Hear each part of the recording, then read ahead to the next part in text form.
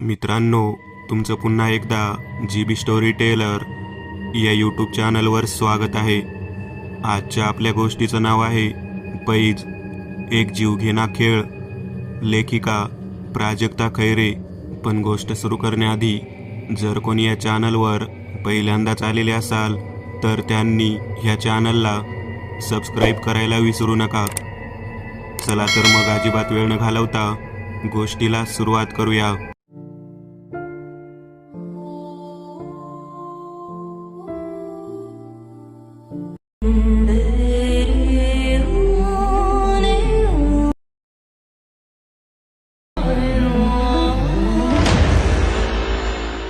Hello doctor Raj, please come to your cabin. Your patient are waiting for you. Yes yes, I am coming in 5 minutes. Doctor Raj आपल्या असिस्टंटसोबत फोनवर बोलत बोलत आपल्या केबिनच्या दिशेने जात होते. डॉक्टर राज हे एका नामवंत हॉस्पिटलमध्ये एक प्रसिद्ध मानसोपचार तज्ज्ञ सायकोलॉजिस्ट होते. कोणत्याही मनोरुग्णाला बरं करण्यासाठी ते नेहमीच खूप मेहनत घेत असत. डॉक्टर राज आपल्या केबिनमध्ये जाणार इतक्यात त्यांची नजर एका तरुणीवर गेली. ती फारच घाबरलेल्या अवस्थेत दिसत होती. तिच्या बाजूला तिचे आईवडील तिला वारंवार काहीतरी समजावून सांगण्याचा प्रयत्न करत होते, पण ती मात्र वारंवार नकारार्थी मान हलवत होती. तिच्या डोळ्यात पाणी साठले होते. खरं तर डॉक्टर राजला हे सगळं नवीन नव्हतं, पण तरीही आज त्या तरुणीकडे पाहून त्यांना जरा जास्तच विचित्र वाटत होतं. डॉक्टर राज तिच्याकडे बघत बघतच केबिनमध्ये गेले. त्यांनी आपल्या असिस्टंटला एक एक पेशंटला केबिनमध्ये सोडण्यासाठी सांगितले. सुरुवातीला नेहमीप्रमाणे काही मनोरुग्ण आले आणि डॉक्टर राज यांनी त्यांना योग्य तो सल्ला दिला आणि औषध देऊन जाण्यास सांगितले. त्यानंतर डॉक्टर राज यांनी पुढचा पेशंट पाठवण्यास सांगितले. अचानक त्यांच्या कानावर कसला तरी गोंधळ ऐकू आला. नाही नाही, मी वेडी नाहीये. का समजत नाहीये तुम्हाला? मला नाही यायचं आतमध्ये. समीर समीर, तू तरी सांगणार आहे की मी वेडी नाही. आणि तेवढ्यात एक मध्यमवयीन जोडपं एका मुलीला जबरदस्तीने डॉक्टर राज यांच्या केबिनमध्ये घेऊन आले. डॉक्टर राज यांना आठवले की आता केबिनमध्ये येताना त्यांनी याच तरुणीला बाहेर पाहिले होते. डॉक्टर राज यांनी त्या तिघांना बसण्यास सांगितले. ती तरुणी अजूनही नकारार्थी मान हलवून विनवण्या करत होती, पण तिच्यासोबत जे जोडपं होतं त्यांनी तिला थोडं समजावून शांत केलं. डॉक्टर राज यांना हे सगळं नवीन नव्हतं, पण का कोणास ठाऊक ती तरुणी केबिनमध्ये येताच त्यांना खूप अस्वस्थ वाटू लागले. कसली तरी अनामी हुरहुर त्यांना वाटत होती. स्वतःला सावरत डॉक्टर राज यांनी बोलण्यास सुरुवात केली. बोला, काय प्रॉब्लेम आहे? अचानक ते दोघे नवरा बायको एकमेकांकडे थोड्या संकोचित दृष्टीने पाहू लागले. हे पाहून डॉक्टर राज म्हणाले, डोंट वरी, बी रिलॅक्स आणि निसंकोचपणे सांगा की काय समस्या आहे. यावर त्या तरुणीचे वडील म्हणाले, नमस्कार साहेब, मी दिनकर सामंत आणि ही माझी मुलगी प्रिया. आता तुम्हाला कसं सांगू हे समजत नाहीये. डॉक्टर, गेल्या 15 दिवसांपासून प्रिया फारच विचित्र वर्तन करत आहे. नेहमी एकटी एकटी राहते. तिला नेहमी असे वाटते की तिच्या आजूबाजूला कोणीतरी आहे. अजून काय काय होतं? यावर प्रियाची आई म्हणाली, डॉक्टर, ती नेहमी हवेत काहीतरी बडबडत असते. कधी कधी तर रात्री झोपेतून किंचाळत जागी होते आणि मोठमोठ्याने ओरडत असते, तो लवकरच मला घेऊन जाणार आहे. एवढं सांगून प्रियाची आई रडू लागली. हे पहा, प्लीज तुम्ही शांत व्हा. आपण लवकरच यावर उपचार करूया. तेवढ्यात प्रिया म्हणाली, नाही, मला कसल्याही उपचाराची गरज नाही. खरी उपचाराची गरज तर यांना आहे. मी कित्येकदा यांना सांगितले की मी एकटी नाही बडबडत. समीर, तो नेहमी माझ्यासोबतच असतो. त्याच्याशीच मी बोलत असते. हे काय, आता देखील मी त्याला बाहेर थांबवून आले आहे. तुम्हाला पाहायचे आहे का त्याला? अरे वा, नक्कीच. मला समीरला भेटायला नक्कीच आवडेल. नर्स, प्रियाला घेऊन बाहेर जा. प्रिया, तू समीरसोबत बाहेर थांब. मी आवाज दिला की त्याला घेऊन आत ये. नर्स प्रियाला घेऊन बाहेर जाते. मिस्टर सामंत, हा काय प्रकार आहे? हा समीर कोण आहे? डॉक्टर साहेब, समीर हा प्रियाचा खूप जवळचा मित्र होता. समीरचे घर आमच्या घरापासून काहीच अंतरावर होते, त्यामुळे ते अगदी लहानपणापासून नेहमीच ते एकत्र असायचे. समीर हा एक अतिशय हुशार आणि गुणी मुलगा होता. अगदी शाळेत असल्यापासून त्याचा नेहमीच प्रथम क्रमांक असायचा. त्याच्या पुढे कोणी जाऊ नये यासाठी तो कधीच अभ्यासात कमी पडला नाही. यावर्षी प्रिया आणि समीर दोघेही कॉलेजच्या पहिल्या वर्षात होते. अचानक समीरच्या वागण्यात बदल झाला. नेहमी सगळ्यांशी मिळून मिसळून राहणारा समीर खूप एकलकोंडा झाला होता. त्याच्या अभ्यासावर देखील खूप परिणाम झाला होता आणि मागच्या परीक्षेत तर तो नापास झाला. नंतर काही दिवसांनी समजले की त्यांनी गळफास लावून आत्महत्या केली. त्याने एवढं मोठं पाऊल का उचलले कोणास ठाऊक, पण तो गेल्यापासून प्रिया खूपच विचित्र वागत आहे. एवढं सांगून मिस्टर सामंत एक मोठा श्वास घेतात आणि त्यांच्या डोळ्यात पाणी साठते. हे पहा मिस्टर सामंत, शांत व्हा. तुमच्या मुलीला काही झालेलं नाही. आपलं शरीर ज्याप्रमाणे आजारी पडतं त्याचप्रमाणे मन देखील आजारी पडू शकतं. कधी कधी जवळच्या व्यक्तीचे असे कायमचे निघून जाणे सहन होत नाही. समीरच्या मृत्यूमुळे प्रियाला खूप मोठा धक्का बसला आहे. त्यामुळेच तिला समीर आपल्या आजूबाजूला आहे असा भास होत आहे. मी काही औषधं लिहून देतो. ती प्रियाला सकाळ संध्याकाळ द्या आणि शक्य तितके तिला या वातावरणातून बाहेर घेऊन जाण्याचा प्रयत्न करा की जेणेकरून तिला समीरचा विसर पडेल आणि मग हळूहळू तिचं असं वागणं देखील बंद होईल. एवढे सांगून डॉक्टर राज प्रियाला आवाज देतात. प्रिया केबिनमध्ये येते. अचानक डॉक्टर राज यांना पुन्हा अस्वस्थ वाटू लागते आणि फार गुदमरल्याप्रमाणे होऊ लागले. डॉक्टर राज यांनी पटकन थोडे पाणी पिले आणि म्हणाले, प्रिया, आलीस का समीरला घेऊन? Yes doctor. हा समीर, माझा जवळचा मित्र. Hi Sameer, nice to meet you. Priya, मी तुझ्या आईवडिलांना समजावून सांगितले आहे. ते आता तुला त्रास नाही देणार. ओके. मिस्टर सामंत डॉक्टर राज यांचे आभार मानतात आणि प्रिया व मिसेस सामंत यांना घेऊन निघून जातात. या प्रसंगानंतर मात्र डॉक्टर राज एका विचारात गुरफटून जातात. काय झाले आहे आजच्या तरुण पिढीला? साधे साधे अपयश देखील यांना पचवता येत नाही. छोट्याशा वादळाने देखील आजची पिढी कोलमडून जात आहे. खरेच ही फारच वाईट गोष्ट आहे. 8 दिवसानंतर डॉक्टर राज हे नेहमीप्रमाणेच आपल्या केबिनमध्ये काही काम करत बसले होते. तेवढ्यात अचानक एक व्यक्ती डॉक्टर राज यांच्या केबिनच्या दिशेने अगदी घाईघाईने जात असते. त्या व्यक्तीच्या हातात एक फुलांचा बुके होता. नर्सने त्या व्यक्तीला अडवले, पण त्या नर्सला न जुमानता ती व्यक्ती जबरदस्तीने डॉक्टर राज यांच्या केबिनमध्ये जाते. डॉक्टर राज त्या व्यक्तीकडे आवाक होऊन बघतच राहतात. तेवढ्यात ती व्यक्ती फुलांचा बुके डॉक्टर राजच्या हातात देऊन म्हणते, many many happy returns of the day dear Raj. त्या व्यक्तीला पाहून डॉक्टर राज प्रचंड खुश होतात आणि डॉक्टर राज त्या व्यक्तीला कडकडून मिठी मारतात आणि म्हणतात, अरे अजिंक्य, तू, व्हॉट अ प्लेझंट सरप्राईज. अरे किती दिवसांनी, नाही किती वर्षांनी भेटत आहेस आणि तुला माझा बर्थडे लक्षात होता. अरे वा, डॉक्टर साहेबांनी या गरीबाला ओळखलं तर. आणि बर्थडे लक्षात नसायला काय झालं? सगळ्यात प्रिय मित्र आहेस तू. थँक्स यार. किती वर्ष आपण एकमेकांना भेटलो नाही. त्या दिवसानंतर आपल्यात काहीच बोलणं झालं नाही. आणि हो, त्या दिवसाची खंत अजूनही मला आहे. अरे भाई, जाऊ दे. जे झालं ते विसरून जा. गेले ते गेले. पुन्हा तेच आठवून वाईट वाटून घेण्यात काहीच अर्थ नाही. Am I right doctor Raj? Yes, you are absolutely right. तेवढ्यात एक नर्स घाईने डॉक्टर राज यांच्या केबिनमध्ये येते. Excuse me doctor, actually miss Priya आणि तिचे पेरेंट्स आले आहेत.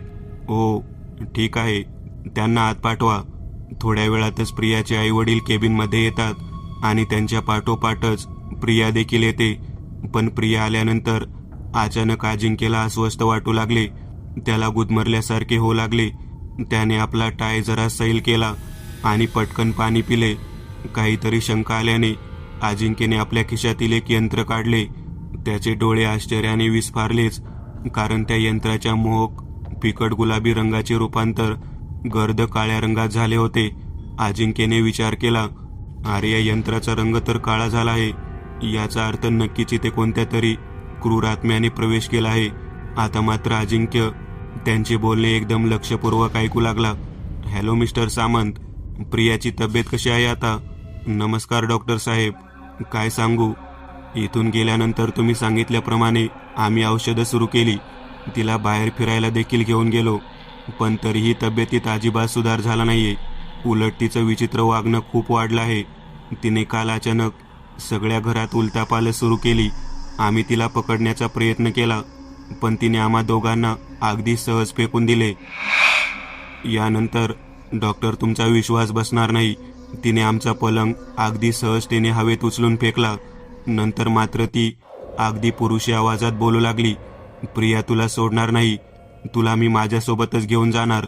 आणि नंतर ती जोरजोरात किंचाळू लागली, जणू काही तिला प्रचंड वेदना होत आहेत. डॉक्टर राज हे सगळं गांभीर्याने ऐकत होते. तेवढ्यात त्यांचे लक्ष प्रियाच्या हाताकडे गेले. तिच्या डाव्या हाताच्या मनगटावर बँडेड बांधली होती. डॉक्टर राज म्हणाले, मिस्टर सामंत, प्रियाच्या हाताला काय झाले आहे? ही बँडेड कसली? मिस्टर सामंत यांनी प्रियाचा डावा हात पुढे केला.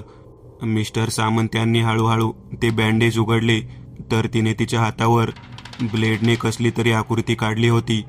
ही आकृती पाहून मात्र अजिंक्यच्या शंकेचे रूपांतर खात्रीमध्ये झाले.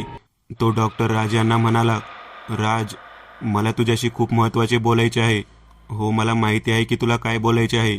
एवढी ट्रीटमेंट हो दे, मग आपण बोलूया. डॉक्टर साहेब, मला तर वाटते की प्रियाला भूतबाधा झाली आहे. तिला कोणत्या तरी भूताने पछाडले आहे, मिस्टर सामंत म्हणाले. डॉक्टर राज यांनी एक कटाक्ष अजिंक्यकडे टाकला आणि म्हणाले, स्टॉप इट मिस्टर सामंत. आजच्या सायन्सच्या युगामध्ये काय असल्या भाकड गोष्टींवर विश्वास ठेवता? प्रियाला काही झाले नाहीये. ती मेंटल सिच्युएशनच्या 3ऱ्या टप्प्यात आहे. या टप्प्यात असे होऊ शकते, अचानक अंगात खूप ताकद आल्यासारखे वाटणे, हे साहजिक आहे. मी तिला गोळ्या बदलून देत आहे, त्याचबरोबर काही इंजेक्शन देखील लिहून देतो. ते नियमितपणे तिला द्या, ती लवकरच ठीक होईल.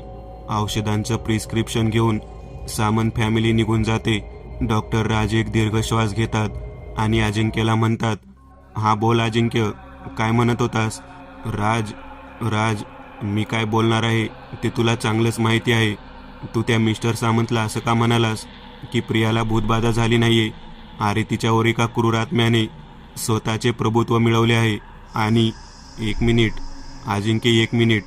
हे बघ अजिंक्य, मला माहीत आहे की तू असं का बोलत आहेस. आपल्या या विषयावर खूपदा बोलणं म्हणण्यापेक्षा आपले या विषयावर खूपदा मोठे मतभेद झाले आहेत. आणि मी तुला अनेकदा सांगितले आहे की भूतबाधा वगैरे काहीच अस्तित्वात नाही. का तुला समजत नाहीये? हो राज, ते मला चांगलंच आठवतं, पण एक लक्षात घे, ती प्रिया खूप मोठ्या संकटात आहे. तिच्या हातावरती आकृती पाहिलीस ना?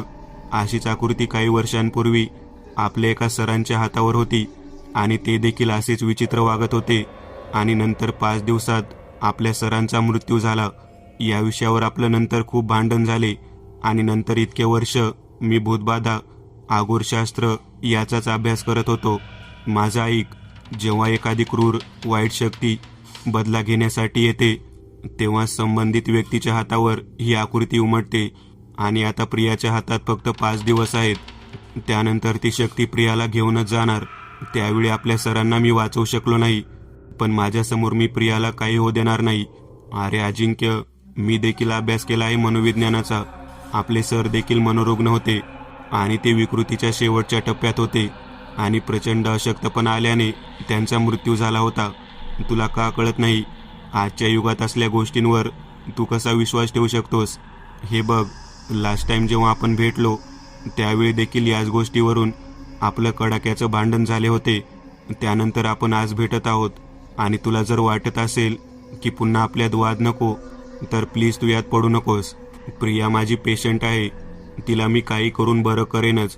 आता मात्र डॉक्टर राज फार चिडले होते. सगळी परिस्थिती पाहून अजिंक्यने तिथून निघून जाणे योग्य समजले आणि तो केबिनच्या बाहेर आला आणि त्याच्या घरी जाण्यासाठी निघाला. तेवढ्यात त्याने खिशातील त्याचं यंत्र काढलं आणि आता ते यंत्र त्याच्या मूळ रूपात, अर्थात फिकट गुलाबी रंगात आले होते.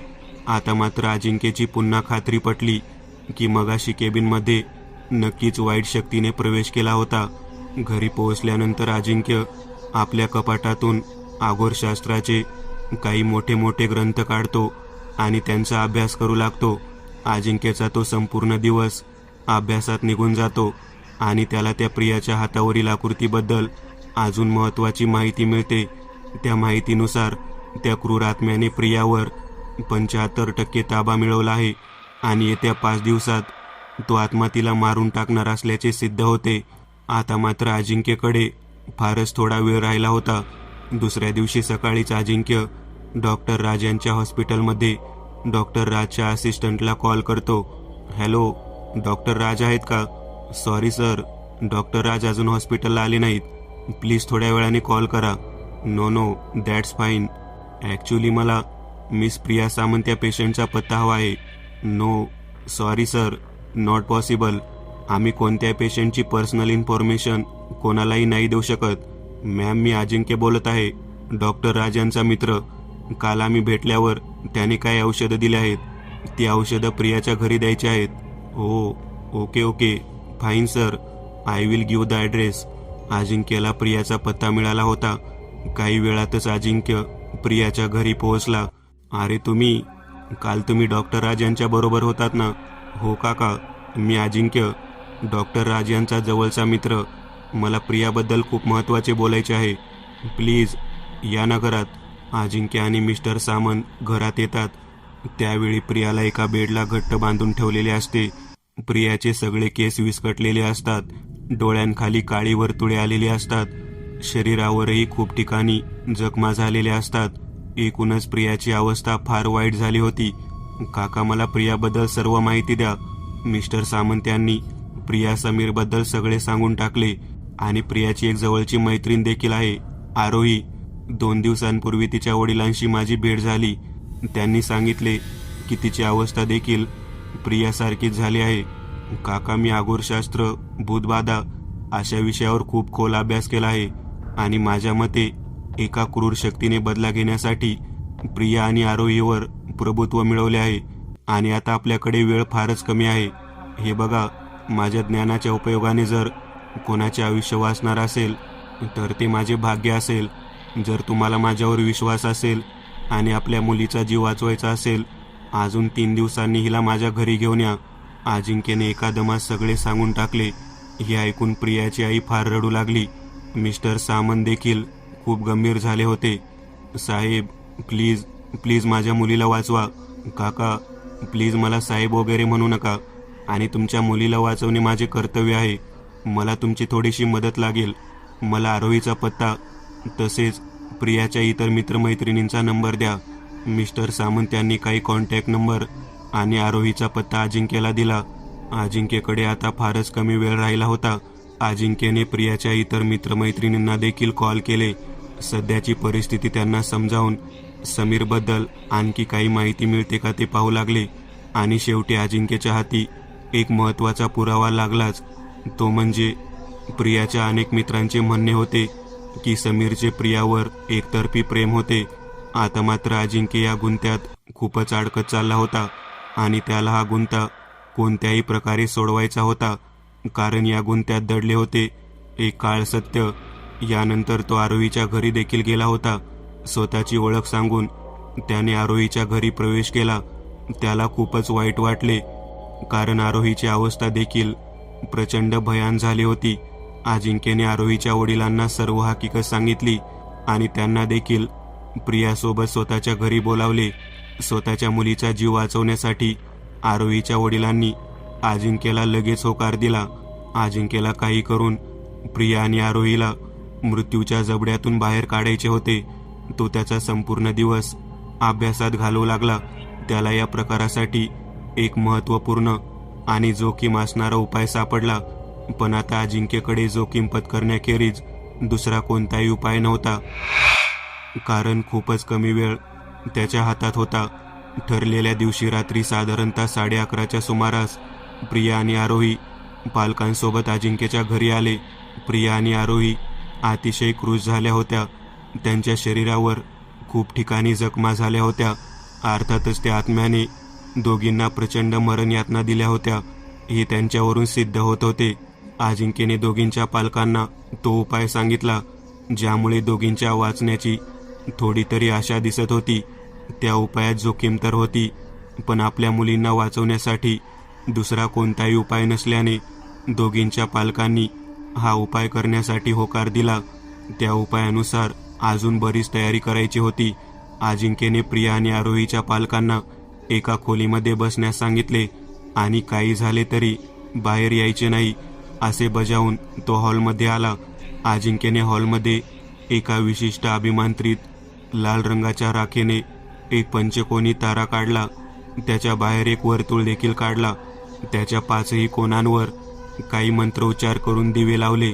मधोमध काही लिंबू कुंकू लावून ठेवले. त्याने प्रिया आणि आरोहीला त्या ताऱ्याच्या बरोबर मधोमध बसण्यास सांगितले आणि एक मोठा आगोरशास्त्रांचा ग्रंथ घेऊन तो त्या दोघीसोबत त्या ताऱ्याच्या मधोमध येऊन बसला. तो त्या दोघींना म्हणाला, प्रिया, आरोही, आता आपण असा उपाय करणार आहोत जो व्यवस्थितरित्या पार पडला तर तुम्ही अगदी सुखरूपपणे या त्रासातून मुक्त व्हाल, आणि जर काही चूक झाली तर मात्र दोघींनाही आणि कदाचित मला देखील प्राणांना मुकावं लागेल. काही झालं तरी हे दिवे विझले नाही पाहिजे.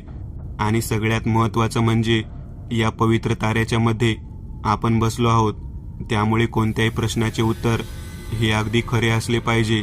अन्यथा त्या आत्म्याला या वर्तुळात प्रवेश करायला आणि आपल्यावर प्रभुत्व मिळवायला अजिबात वेळ लागणार नाही. चला तर मग सुरू करूया आपली झुंज एका अदृश्य शक्तीबरोबर. सगळीकडे भयान शांतता पसरली होती. प्रिया आणि आरोहीचे आईवडील देवाची प्रार्थना करत एका खोलीत बसले होते. इकडे अजिंक्यचे करड्या आवाजातील मंत्रोच्चार आणि त्यासोबतच वातावरणातील वाढलेला गारवा अंगावर भीतीचे शहारे आणत होता. सर्वांच्या चेहऱ्यावर अनामिक भीतीचे सावट पसरले होते. प्रिया आणि आरोही यांची विस्फारित नजर कधी अजिंक्यकडे तर कधी सगळ्या हॉलमध्ये फिरत होती. प्रत्येक क्षण सर्वांच्या रोमारोमात भीतीची लहर उत्पन्न करत होता, कारण त्यांची लढाई, त्यांची झुंज कोणा व्यक्तीशी नसून एका अतृप्त, शक्तिशाली आणि क्रूर आत्म्याशी होती. आणि आता मात्र तो क्षण आला. सगळ्या हॉलमध्ये शरीर गोठवणारी थंडी पडली. कोणाच्या तरी पावलांचा आवाज येऊ लागला. जणू काही कोणीतरी त्या वर्तुळाबाहेर पुन्हा पुन्हा गिरक्या घेत होते. त्याचबरोबर कोणाच्या तरी जोरजोरात श्वास घेऊन फुसफुसण्याचा आवाज येऊ लागला. जणू काही कोणीतरी प्रचंड रागाने या तिघांकडे पाहत आहे. तेवढ्यात अतिशय शांत आणि विनम्र आवाजात अजिंक्य म्हणाला, तू जो कोणी आहेस मला माहीत आहे. तू आता इथे उपस्थित आहे. कोण आहेस तू? का त्रास देत आहेस प्रिया आणि आरोहीला? आणि अचानक छतावर कोणाची तरी नखे ओरबडण्याचा आवाज आला. सगळ्यांनी छताकडे पाहिले आणि सगळ्यांचे डोळे भीती आणि आश्चर्याने विस्फारून गेले, कारण छतावर काही अक्षरे उमटली होती. समीर. अजिंक्यचा आणखी एक संशय खरा ठरला होता. तो म्हणजे तो क्रूर आत्मा समीरचाच आहे. अजिंक्य पुढे म्हणाला, समीर, का छळत आहेस प्रिया आणि आरोहीला? त्या दोघी तर तुझ्या जवळच्या मैत्रिणी होत्या ना, तरीही का त्रास देत आहेस त्यांना? उत्तर दे. तेवढ्या संपूर्ण हॉलमध्ये समीरच्या जोरजोराने हसण्याचा आवाज येऊ लागला. तो आवाज काळजाचा ठोका चुकवणारा होता. आणि आता अत्यंत भयान आणि घोगऱ्या आवाजात समीर म्हणाला, मैत्री, या दोघी मैत्रीच्या नावाने कलंक आहेत. यांना त्या घटनेबद्दल विचार ज्यामुळे माझे आयुष्य विस्कटलं. आता मात्र अजिंक्यने रागाने कटाक्ष आरोही आणि प्रियावर टाकला, कारण इतके दिवस त्यांनी असे काहीतरी लपवत होत्या. तो दोघींना म्हणाला, हे बघा, जे काही असेल ते खरं खरं सांगा, कारण याचे परिणाम खूपच वाईट होणार आहेत. असे म्हणताक्षणी आरोहीने आपली नजर खाली घातली आणि प्रिया मात्र रडू लागली. प्रिया म्हणाली, हो, झाली आहे माझ्याकडून चूक. चूक नाही, गुन्हा झाला आहे. मी आणि समीर अगदी लहानपणापासून मित्र होतो. आम्ही एकाच वर्गात शिकलो. तो नेहमी शाळेत प्रथम क्रमांक मिळवायचा. पुढे आम्ही कॉलेजमध्ये गेलो. तिथे देखील त्याने खूप जोमाने अभ्यास सुरू केला. एके दिवशी मी, आरोही आणि माझ्या काही मित्रांनी आम्ही आमच्या कॉलेजच्या कॅन्टीनमध्ये बसलो होतो. तेवढ्यात माझी एक मैत्रीण म्हणाली, यार फ्रेंड्स, आपल्या ग्रुपमध्ये प्रिया सगळ्यात सुंदर आहे. जणू काही तीच आपल्या कॉलेजची क्वीन आहे. यावर दुसरी मैत्रीण म्हणाली, हो ना, हिच्यावर तर कोणताही मुलगा लट्टू होईल. आता मात्र मला माझ्या सौंदर्यावर अभिमान वाटू लागला. अचानक आरोही म्हणाली, मॅडम, लगेच आभाळात नका उडू. का? आहेच मी सुंदर? हो का? मग प्रूव्ह करा. काय प्रूव्ह करू? ते कसं? चल, तुझ्यासाठी माझ्याकडे एक पैज आहे. पुढच्या 2 महिन्यात कोणत्याही एका मुलाला आमच्या समोर तुला प्रपोज करायला सांग, तरच आम्ही मानू. नाही ग बाई, मला असलं काही आवडत नाही. तुला कुठे लगेच जाऊन त्याच्यासोबत लग्न करायचंय, आणि जर नसेल जमत तर हार मान. आता मात्र माझा अभिमान पणाला लागला होता. मी देखील ती पैस स्वीकारली. मी विचार केला की माझी तर या कॉलेजमध्ये कोणत्याही मुलाशी जास्त ओळख नाही. 2 महिन्यात कोणाला प्रेमात पाडणं एवढं सोपं नाही. त्यापेक्षा मी ही पैज समीरसोबत पूर्ण करते. तो तर माझा मित्र पण आहे. 2 महिन्यानंतर सांगून टाकेल खरं काय ते. मी ही गोष्ट माझ्या मैत्रिणींना देखील सांगितली आणि अशा प्रकारे आमच्यात पैज लागली की पुढच्या 2 महिन्यात समीरला आपल्या प्रेमाच्या जाळ्यात अडकवायचे. दुसऱ्या दिवशीपासून मी माझं नाटक सुरू केलं. मी समीरसोबत जवळीक वाढवण्याचा प्रयत्न करू लागले आणि आता समीर देखील हळूहळू माझ्या जाळ्यात अडकत चालला होता आणि 2 महिन्यात तो पूर्णतः माझ्यावर प्रेम करू लागला, अगदी मनापासून. पण या दरम्यान त्याची अभ्यासातील प्रगती फार कमी झाली. एका बाजूने मला फारच वाईट वाटत होतं की आपण उगाच समीरला फसवत आहोत, पण आता मी माघार देखील घेऊ शकत नव्हते. आणि मी विचार केला की समीर तर माझा चांगला मित्र आहे. खरी गोष्ट सांगितल्यावर तो मला समजून घेईल. आणि एके दिवशी त्याने मला प्रपोज केलं. पण मी सांगितले की सगळ्या कॉलेजसमोर मला प्रपोज करायचे. तो देखील लगेच तयार झाला. दुसऱ्या दिवशी एक रिंगण घेऊन त्याने मला सगळ्या कॉलेजसमोर प्रपोज केले आणि तेव्हा माझ्या मैत्रिणी जोरात हसू लागल्या. आम्ही सगळ्या कॉलेजसमोर आमच्यात लागलेली पैज आणि त्यात अडकलेला समीर यांच्याबद्दल सांगितले.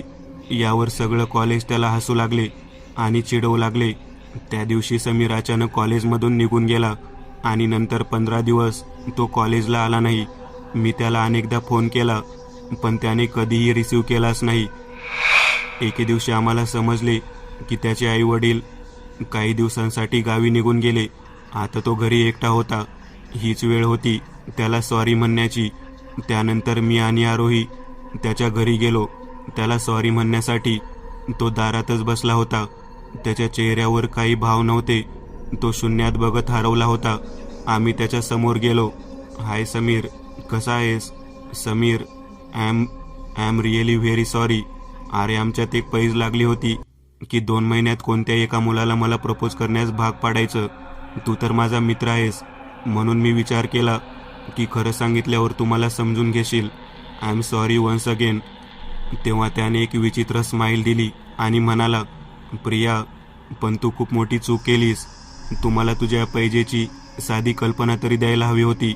मी देखील तुझ्या प्लॅनमध्ये सामील होऊन तुला विजय मिळवून दिला असता. मी तर तुझ्यावर खरं प्रेम करू लागलो, पण तू तर मला खूप मोठं सरप्राईज दिलंस ग. तसंही तुम्हाला सरप्राईज खूप आवडतात ना. चला, तुम्हाला एक मस्त सरप्राईज देतो. समीर आम्हाला घेऊन घरात गेला आणि दार उघडल्याबरोबर आमच्या डोळ्यावर विश्वास बसला नाही, कारण रूममध्ये समीरचे प्रेत पंख्याला लटकले होते. आम्ही पालटून मागे पाहिले तर समीर आमच्याकडे पाहून कुत्सित हास्य करत होता. खरं काय खोटं काय काही समजत नव्हतं, पण एवढं तरी नक्कीच कळून चुकलं की समीरने आत्महत्या केली होती. आम्ही जीव मुठीत घेऊन तिथून पळू लागलो तर आम्ही पाहिले की भिंतीवर लाल रंगाने लिहिले होते, मी तुम्हाला सोडणार नाही. माझ्यासाठी माझी पैज एक जीवघेणा खेळ बनली होती. एवढे बोलून प्रिया पुन्हा रडू लागली. आता मात्र अजिंक्य खूप चिडला होता. तो म्हणाला, का असं वागलात? काय मिळालं असं करून? बोला ना, काय मिळालं एका निष्पाप जीवाशी खेळून आणि त्याचं आयुष्य उद्ध्वस्त करून? आजकाल अशा केसेस खूप वाढल्या आहेत. फायद्यासाठी एखाद्याचा वापर करून त्याचं आयुष्य उद्ध्वस्त करून सोडून द्यायचे. सगळीच मुले अथवा मुली अशा असतात असे नाही, पण काही अपवादात्मक मुलामुलींमुळे आजच्या पिढीचा प्रेमासारख्या पवित्र नात्यावरून विश्वास उठला आहे. काय मिळतं तुम्हाला असं वागून, धोका देऊन? स्वतः नवीन जोडीदार तर निवडता, पण त्या व्यक्तीचं काय जिला धोका मिळाला याचा विचार केलाय कधी? प्रिया आणि आरोही दोघीही खूप अपराधी भावनेने रडू लागल्या होत्या, पण अजिंक्यचा मात्र रागामुळे स्वतःवरील ताबा सुटला आणि चुकून त्याचा धक्का त्या ताऱ्यावरील दिव्याला लागला आणि अचानक एकसाथ सगळे दिवे विझले. आता मात्र सगळीकडे समीरच्या हसण्याचा आवाज घुमू लागला. अचानक आरोहीला फार कसे तरी होऊ लागले. तिचा श्वास गुदमरू लागला आणि अचानक तिने स्वतःला हवेत उचलले. अर्थातच समीरने तिच्या शरीरात प्रवेश केला होता. ती समीरच्या आवाजात बोलू लागली, चला आरोही, प्रिया, तुम्ही निघायची वेळ झाली. खूप मोठी चूक केली तुम्ही. चला, दुसरी दुनिया तुमची वाट पाहत आहे. तेवढ्यात अजिंक्य म्हणाला, थांब समीर, मान्य आहे प्रिया आणि आरोहीने चूक केली, पण त्यांच्यापेक्षा मोठी चूक तर तू केली आहेस. काय? मी चूक केली? काय चूक होती माझी? मी तर प्रियावर जीवापाड प्रेम केले होते. का? तुझ्या आईवडिलांनी तुझ्यावर प्रेम नव्हतं केलं का? तुझ्या आईने स्वतःचा प्राणपणाला लावून तुला जन्म दिला होता ना. तुझ्या शिक्षणासाठी त्यांनी किती कष्ट घेतले असतील. एक वेळ स्वतः उपाशी राहून त्यांनी तुझं पोट भरलं असेल. तुझ्या आईवडिलांनी त्यांचं आयुष्य तुला लागावं यासाठी प्रार्थना केली असेल. तुझ्यावर जीवापाड त्यांनी प्रेम केलंच असेल की. काय चूक होती त्यांची सांग ना, की तू आत्महत्या करून त्यांना जिवंतपणी प्रेत बनवलंस. त्यावेळी त्या आईच्या हृदयाची अवस्था काय झाली असेल जेव्हा तिने तुझं प्रेत पाहिलं. काय अवस्था झाली असेल त्या वडिलांची जेव्हा तुझं प्रेत उचलून अग्नी देण्यासाठी त्यांना जावं लागलं. खरंच तुझ्यावर आलेलं संकट, तुझी समस्या एवढी मोठी होती का, जी आईवडिलांना, त्यांच्या मायेला, त्यांच्या कष्टाला मात देऊ शकली असती. तूही आत्महत्या करून त्यांना धोकाच दिला आहेस. विचार कर. आज पहिल्यांदा एका आत्म्याच्या डोळ्यात पाणी होतं. समीर म्हणाला, खरं आहे, मी स्वार्थी झालो होतो. स्वतःला जगातील सर्वात मोठा दुःखी समजून बसलो आणि माझ्या आईवडिलांचा विचार देखील केला नाही. मला माफ कर समीर. माझ्याकडून आणि आरोहीकडून खूप मोठा अपराध झाला आहे. तू जी शिक्षा देशील ती आम्हाला मान्य आहे. प्रिया, आरोही, यापूर्वी देखील मी तुम्हाला जिवंतपणी मरणयातना दिल्या आहेत. त्यामुळे तुम्हाला तुमच्या चुकीची शिक्षा मिळाली आहे. मी माझ्या आईवडिलांचा अपराधी आहे, पण आता माफी मागून उपयोग नाही. पण मी तुम्हाला माझ्यासोबत नेऊन तुमच्या आईवडिलांचे प्राण घेणार नाही. माझ्या आईवडिलांनी ज्या यातना भोगल्या त्या तुमच्या आईवडिलांना देणार नाही. त्यामुळे मी तुम्हाला माफ करतो. अचानक आरोहीचे शरीर खाली कोसळले. इकडे प्रिया देखील बेशुद्ध झाली आणि एक अस्पष्ट आकृती आकाशाच्या दिशेने झेपावली. समीरने प्रिया आणि आरोहीला जीवनदान दिले होते. मी एक नवीन चॅनल ओपन करत आहे. त्यावर तुम्हाला ॲनिमेटेड हॉरर स्टोरीज पाहायला मिळतील. त्या चॅनलची लिंक या व्हिडिओच्या डिस्क्रिप्शन मध्ये दिलेली आहे. चॅनलला सबस्क्राईब करायला विसरू नका. मित्रांनो, आज पुरतं एवढंच. तुम्हाला जर काही गोष्ट आवडली असेल तर नक्की लाईक करा. तुमच्यापैकी बरेचसे जण व्हिडिओ लाईक न करताच पळून जातात, पण हा जर व्हिडिओ तुम्ही लाईक केला तर मला जरा बरं वाटेल आणि असेच भारी भारी व्हिडिओ बनवायची माझ्यात एनर्जी येईल. त्यामुळे नक्की लाईक करा आणि अजूनही कोणी या चॅनलला सबस्क्राईब केलेलं नसाल तर लगेच सबस्क्राईब करून टाका आणि बाजूची घंटी ती मात्र दाबायला विसरू नका. देवाची घंटी आहे ती. चला तर मग पुन्हा भेटूया अशीच एक आगळी वेगळी गोष्ट घेऊन पुढच्या